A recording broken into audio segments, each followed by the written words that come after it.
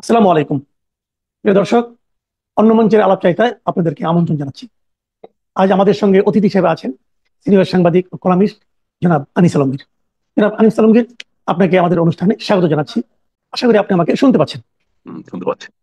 জনাব আনিস আলমগীর, আজকে আলোচনার শুরুতেই আমি আপনার একটা স্ট্যাটাস দিয়ে শুরু করতে চাই।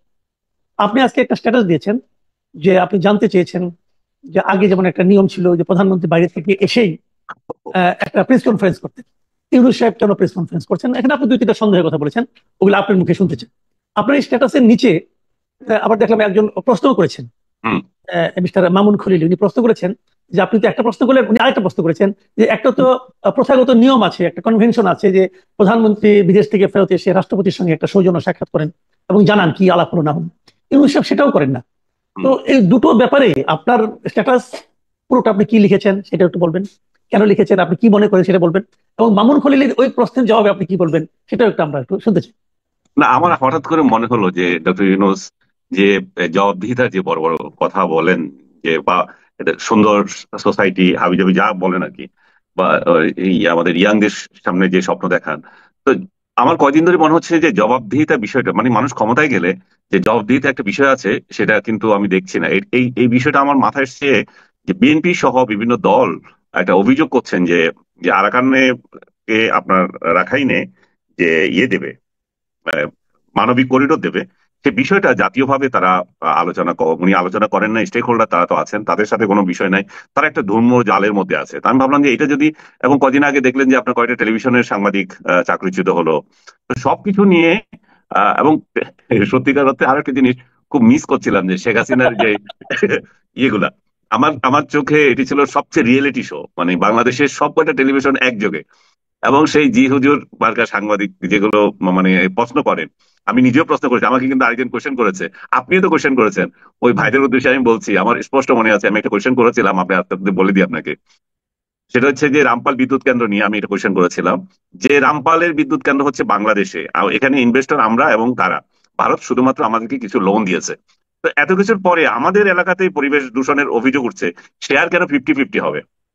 আমি এই কোশ্চেন করেছিলাম। ভাই, আমি কি এটা অন্যায় কোশ্চেন করেছিলাম? যে আমার দেশে সবকিছু হচ্ছে, টাকাও 50-50, কিন্তু ল্যান্ডটা তো আমার, পরিবেশ আমার ধ্বংস হচ্ছে, তারপরে 50-50 কেন? যারা এগুলো বুঝে তারা বুঝার, যারা যে সমস্ত গর্দভ লোকজন এগুলো সমালোচনা করে তাদের করার কিছু নাই।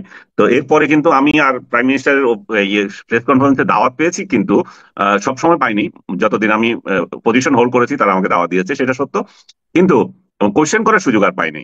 আমি হাত তুলেছি কিন্তু কোশ্চেন আর ফ্লোর আমাকে দেওয়া হয়নি।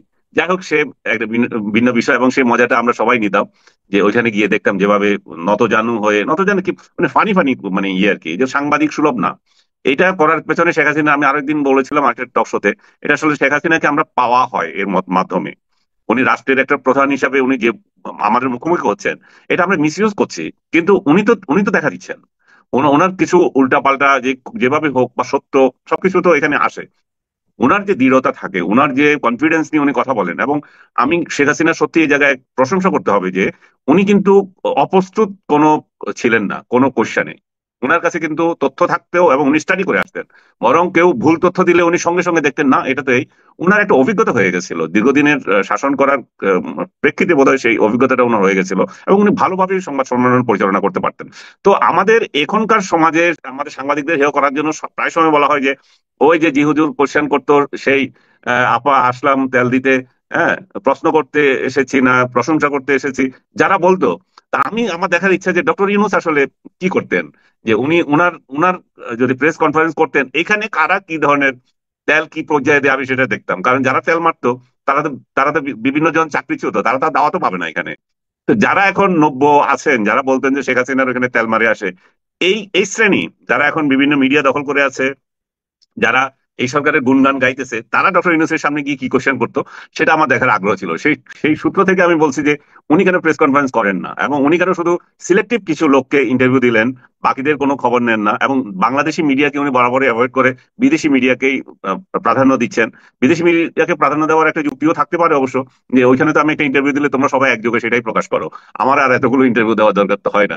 যাই হোক, আরেকটা বিষয় আমি বলছিলাম যে উনি কি আসলে সাংবাদিকদের ভয় পায় কিনা, জি। সত্যিকার অর্থে তেলতেলে এই সংস্কৃতি উনি চাচ্ছেন না, এটা একটা হতে পারে। আরেকটা হচ্ছে সাংবাদিকদের কঠোর প্রশ্নে উনি ভয় পান।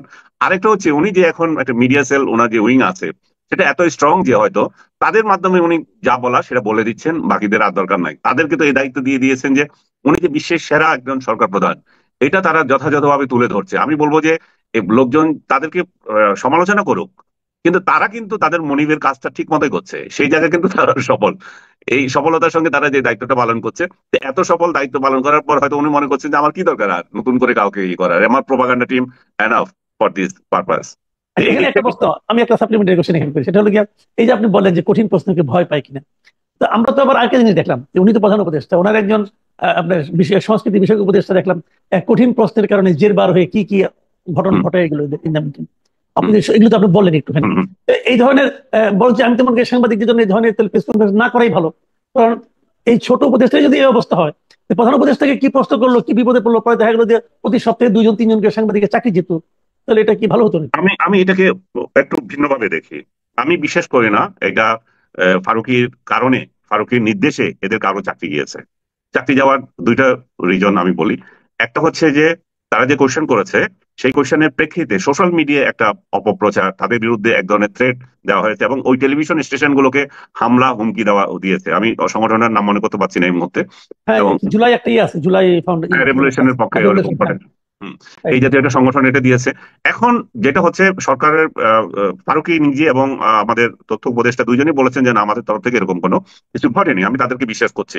কিন্তু যে জিনিসটা ঘটেছে সেটা হচ্ছে যে তাহলে সরকার কি ব্যবস্থা নিয়েছে, যে এরকম একটা হুমকি যে দিচ্ছে মিডিয়া দখল কর, মিডিয়াকে হামলা করার, তো সরকারের তরফ থেকে সেখানে কি করা হয়েছে? এই মব বাহিনীর বিরুদ্ধে তো সরকার কিছু করেনি। তো পক্ষান্তরে যতই বলুক যে আমাদের হাত নেই, আবার একদিক দিয়ে তারা এটাকে সমর্থন করেছে, এই চাকরিচ্যুতি। অনেকে বলেন আরেকটা জিনিস হচ্ছে যে প্রশাসন যারা দায়িত্বে ছিলেন তারা কি সেটা এড়াতে পারতেন কিনা, তারা এই হুমকি মোকাবেলায় নিজেদের দৃঢ়তা নিয়ে যে না, আমরা কেন এদেরকে চাকরিচ্যুত করবো, কারণ কোশ্চেন করার অধিকার তো সবার আছে, উত্তর না দেওয়ার অধিকারও আছে। তো আমরা আগে আগে বলতাম যে তৈলাক্ত কোশ্চেন করা হচ্ছে, এখন কঠিন কোশ্চেন করা হচ্ছে, সেটাতে আপনি বাধা দিচ্ছেন কেন? হোক সে যে পক্ষের সাপোর্টার হোক, সে যাদের একটা সে আমি আমি মনে করি যে এই 8 মাসের মাথায় যে ন্যারেটিভ নিয়ে এই কোশ্চেন গুলো করা হয়েছিল যে সাংবাদিকরা, সেটা আমি সমর্থন করি না। কিন্তু তার কোশ্চেন করাকে আমার সমর্থন আমি না করে পারছি না। সাবজেক্টটা আমি হয়তো পছন্দ করছি না, তাদের এইভাবে বলা উচিত হয়নি, কিন্তু তাদের এই কোশ্চেন করার জন্য তাদের চাকরি চলে যাবে, সেটা আমি সমর্থন করতে পারি না। কারণ তাহলে কি হলো, তাহলে পার্থক্য কোথায় রইলো? আপনি যে বড় বড় কথা বলেন যে সাংবাদিকরা তৈলাক্ত কোশ্চেন করে, তাহলে সাংবাদিকরা তৈলাক্ত কোশ্চেন না করলেও তো বিপদে আছে, তাই না? সাংবাদিকদের তো দুই ধরনের বিপদ। আমরা শুরু থেকেই জানি যে সকল রাজনৈতিক দল এই সরকারকে এক ধরনের নিঃশর্ত সমর্থন দিচ্ছিল, অন্ততপক্ষে প্রকাশ্যে দিচ্ছিল।